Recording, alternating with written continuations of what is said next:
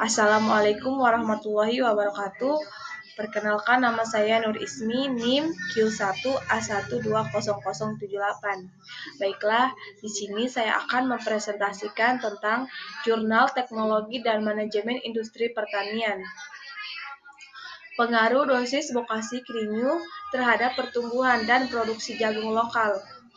Tujuan penelitian yang dilakukan untuk mengetahui pengaruh pemberian dosis pupuk bokasi krinyu terhadap pertumbuhan dan produksi tanaman jagung lokal, serta untuk mengetahui dosis pupuk bokasi krinyu yang memberikan pengaruh terbaik terhadap pertumbuhan dan produksi tanaman jagung lokal.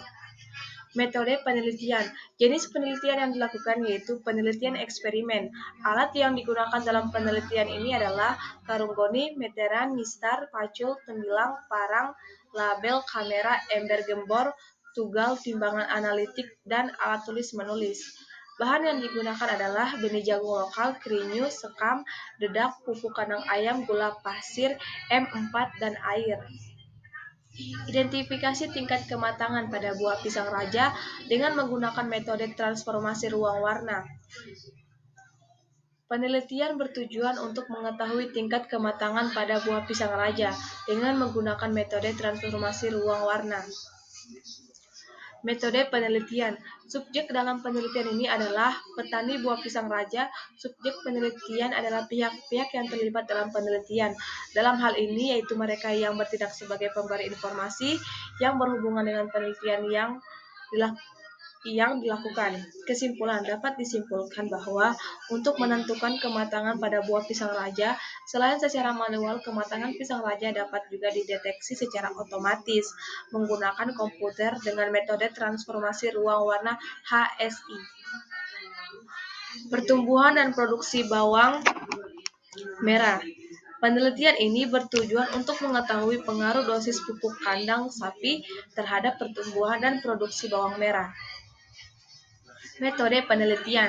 Alat dan bahan alat yang digunakan dalam penelitian ini adalah parang, pacul, tembilang, meteran, mistar, gembor, hand sprayer, timbangan analitik, merek Osuka, ins Jepang, kertas label. Kesimpulan, perlakuan pupuk kandang sapi berpengaruh sangat nyata terhadap pertumbuhan tinggi tanaman, jumlah daun, bobot basa umbi. Pengaruh berbagai takaran mulsa jerami padi terhadap pertumbuhan dan produksi tanaman buncis.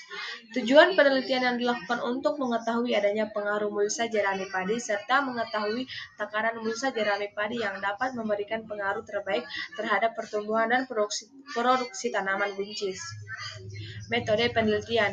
Penelitian ini dilaksanakan pada bulan Februari sampai dengan April 2020 bertempat di Desa Lamorende, Kecamatan Tungkono. Bahan yang digunakan dalam penelitian ini adalah benih buncis diperoleh di toko tani dan mulsa jerami padi diperoleh dari hasil sisa panen masyarakat. Alat yang digunakan dalam penelitian ini adalah parang, pacul, tembilang, gunting tanaman, meteran, ember, bambu, tali rafia, timbangan analitik, digital merek Osuka. Kesimpulan, berdasarkan hasil penelitian maka dapat diambil berbagai kesimpulan sebagai berikut. Takaran mulsa jerami padi yang berbeda berpengaruh sangat nyata terhadap tinggi tanaman, jumlah daun, jumlah bolong per tanaman. Pengaruh jenis mulsa terhadap pertumbuhan dan produksi tanaman bawang daun. Penelitian ini bertujuan untuk mempelajari pengaruh jenis mulsa terhadap pertumbuhan dan produksi tanaman bawang daun. Metode penelitian. Penelitian ini dilaksanakan selama 4 bulan Juni September 2020. Penelitian ini dilaksanakan di Desa La Salepa. Adapun bahan-bahan yang digunakan dalam penelitian ini adalah benih bawang daun, pupuk kandang sapi mulsa jerami padi, mulsa alang-alang, mulsa serasa jagung, mulsa krinyu, dan insektisida futalan. Alat-alat yang digunakan terdiri dari parang, pacul, meteran, gembor, ember, tali rafia, gunting, sprayer. Kesimpulan, jenis mulsa yang berbeda berpengaruh sangat nyata terhadap tinggi tanaman, jumlah daun, jumlah anakan, dan produksi.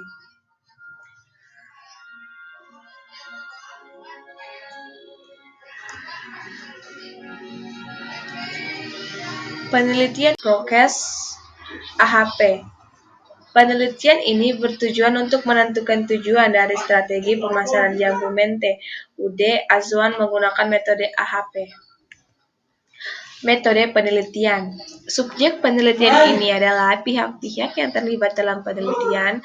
Dalam hal ini merupakan yang bertindak sebagai pemberi informasi yang berhubungan dengan penelitian yang dilakukan. Kesimpulan, penelitian alternatif strategi menghasilkan bobot tertinggi berturut-turut. Strategi peningkatan dan pemanfaatan sumber daya yang ada dengan nilai bobot sebesar 0,223, strategi pengembangan produk dengan nilai bobot sebesar 0,357, dan strategi perlunya pangsa pasar dengan bobot sebesar 0,311.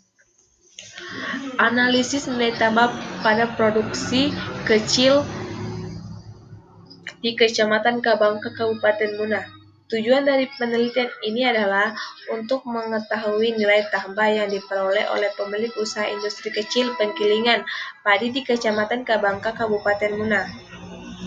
Metode penelitian. Penelitian ini dilaksanakan di Kecamatan Kabangka, Kabupaten Muna, Sulawesi Tenggara. Objek dalam penelitian ini adalah usaha industri rumah tangga di Kecamatan Kabangka, Kabupaten Muna. Kesimpulan, pemilik usaha penggilingan padi melakukan produksi hanya 6 bulan dalam setahun.